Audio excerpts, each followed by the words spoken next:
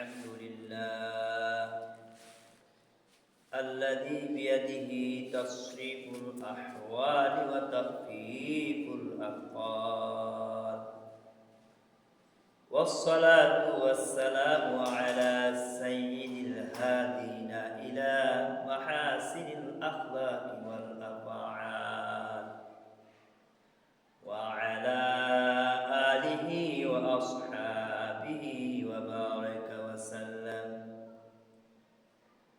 وقال تعالى في كلامه المجيد والفرقان الحميد: أعوذ بالله من الشيطان الرجيم، بسم الله الرحمن الرحيم.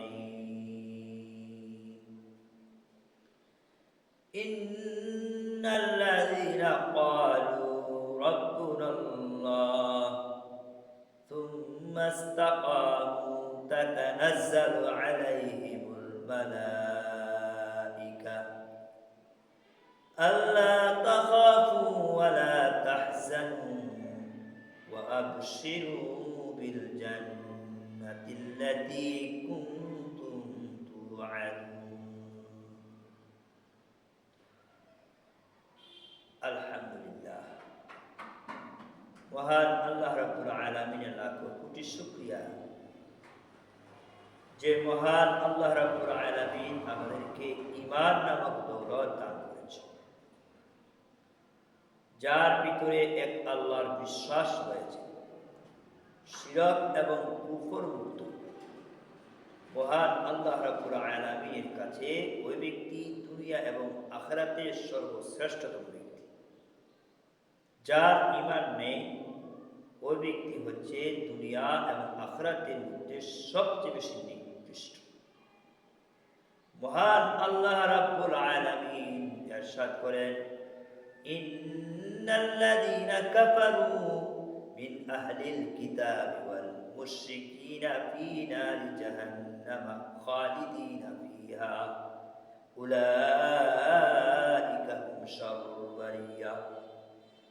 নিশ্চয় যারা কাফের ওরা চিরকাল চিরস্থায়ী জাহান্নামের ভিতরে অবস্থান করবে, আর তারা হচ্ছে সবচেয়ে নিকৃষ্টতম মানুষ। ইন্নাল্লাযীনা আমানু ওয়া আমিলুস সালিহাত উলাইকা হুম খায়রুল বারিয়া। নিশ্চয় যারা মুমিন এবং সৎকর্ম করে ওরা হচ্ছে সবচেয়ে শ্রেষ্ঠতম মানুষ। ইন্নাল্লাযীনা ক্বালু রাব্বুনাল্লাহ থুম্মা ইসতাকামু তাতানাজ্জালু আলাইহিমুল মালাইকা।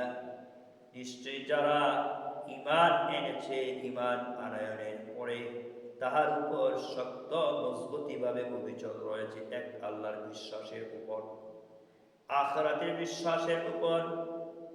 আল্লাহ আমাদের রব, যারা বলে আমাদের রব হচ্ছে আল্লাহ, আমাদের রিজিক দাতা আল্লাহ, আমাদের মরণ দাতা আল্লাহ, আমাদের জীবন দাতা আল্লাহ, সব কিছু সার্বভৌমত্বের মালিক একমাত্র আল্লাহ। আল্লাহ সব কিছু করেন, শান্তি অশান্তি, অনুকূল প্রতিকূল, সুস্থ অসুস্থ, সব কিছু একমাত্র আল্লাহর অধিকার।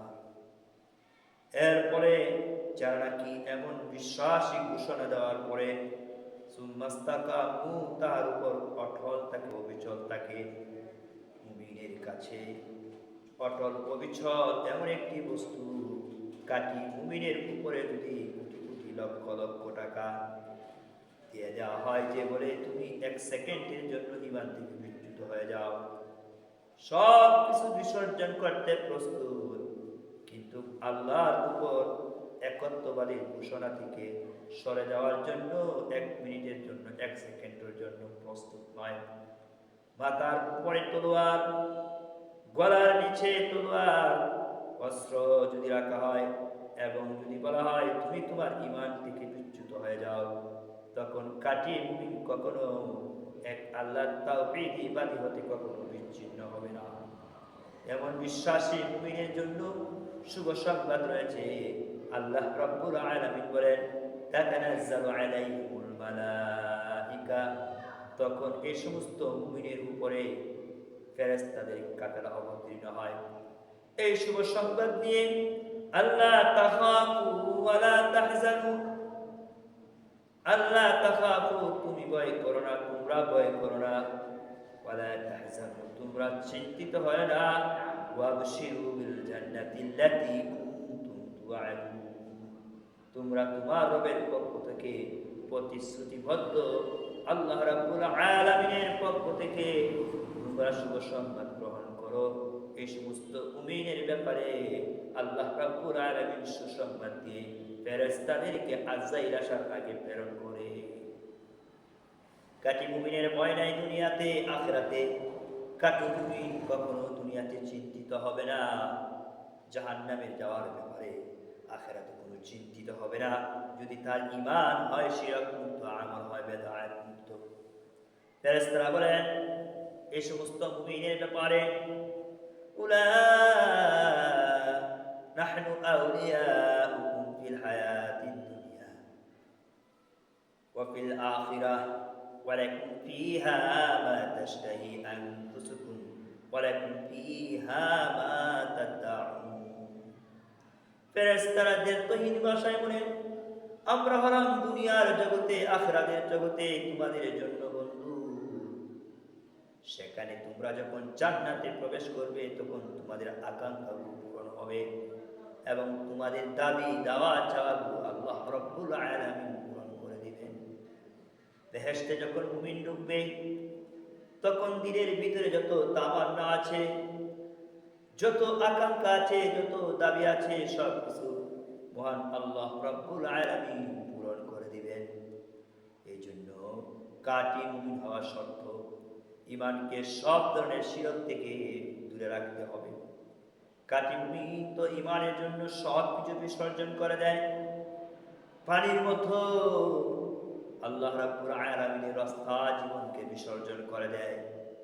যেরকম ভাবে বিসর্জন করে দিয়েছেন হযরতে জাফর তাইয়ার, হযরতে হামজা রাদিয়াল্লাহু তাআলা আনহু, হযরতে মুসআব বিন উমাইর রাদিয়াল্লাহু তাআলা আনহু, হযরতে আসিয়া রাদিয়াল্লাহু তাআলা আনহা, হযরতে সুমাইয়া রাদিয়াল্লাহু তাআলা আনহা, হযরতে খাব্বাব, হযরতে বেলাল, এমন ভাবে সাহাবায়ে কেরাম রক্তের মাধ্যমে আল্লাহ রাব্বুল আলামিন সারা পৃথিবীতে দ্বীন এবং ইসলামকে জিন্দা করেছেন। কারবালার প্রান্তরে হযরতে হাসান, হযরতে হুসাইন তারা জীবন বিসর্জন দিয়েছেন এবং বিষ প্রয়োগের মাধ্যমে কাফের এবং বেঈমানদের কর্তৃক আল্লাহ রাসূলের নাতি হযরতে হাসান আল্লাহ রাস্তায় শাহাদাত বরণ করেছেন। ঈমানকে মজবুত করা, ঈমানকে যদি দাঁড় দিতে হয় আল্লাহ রাসূল সাল্লাল্লাহু আলাইহি ওয়াসাল্লাম এবং সাহাবায়ে কেরামের আদর্শ অনুসরণ করতে হবে। রাসূলের আদর্শ ব্যতীত শান্তি স্থাপন আসবে না এই পৃথিবীতে। ব্যক্তি জীবন, পারিবারিক জীবন সব বিসর্জন দিতে হবে আল্লাহ এবং আল্লাহ দ্বীনকে জিন্দা করার জন্য।